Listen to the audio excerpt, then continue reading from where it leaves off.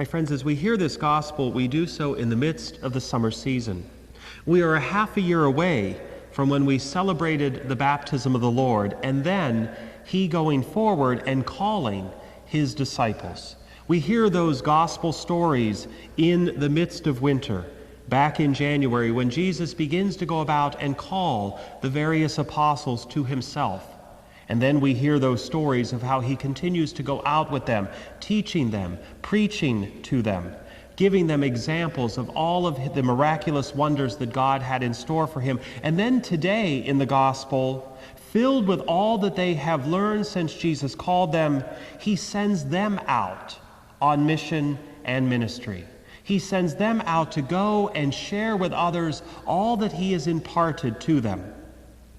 That's the challenge for us as well.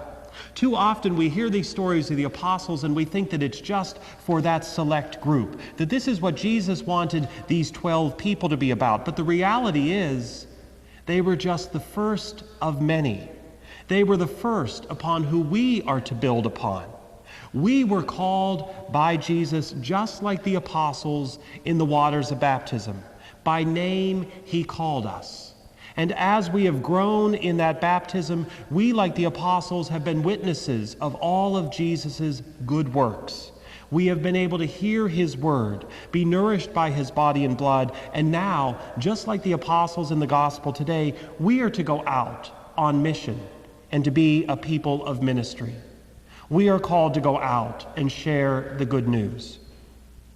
Now, unlike the apostles, perhaps many of us will not be called to go out and drive out demons or to anoint many and cure them.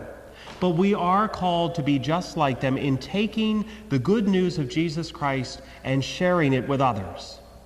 And there's a very real way we are called to share that ministry. What does Jesus tell the apostles at the beginning? Take nothing for the journey. That reminds us that as we go through this world, as we walk this earth, we are working toward a journey that will lead us to eternal life. And to get into heaven, we can't take any of the possessions, any of those things, those physical things that we might hold so near and dear to us with us. None of those items will be part of our entrance into the kingdom. What will be part of our entrance into the kingdom is when we are asked to account how we shared God's blessings with others, how we took the many riches and blessings that God had given us in this world, and how we used them for the benefit of others, how we shared them with others.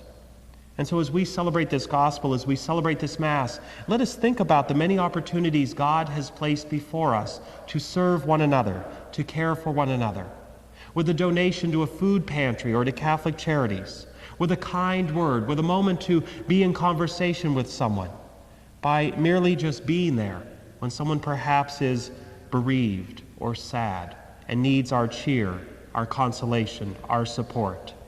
Each day, God reminds us of our blessings, and each day he also gives us opportunities to share those blessings with others. Like the apostles, we are sent on a journey that has us share the good news of Jesus Christ. As we are nourished by his word and sacrament today, are we prepared to go out like the apostles? Because like them, we have been called by name, and like them, we are being sent to share the good news of Jesus, so that when our journey ends, we might be welcomed into their joy in heaven.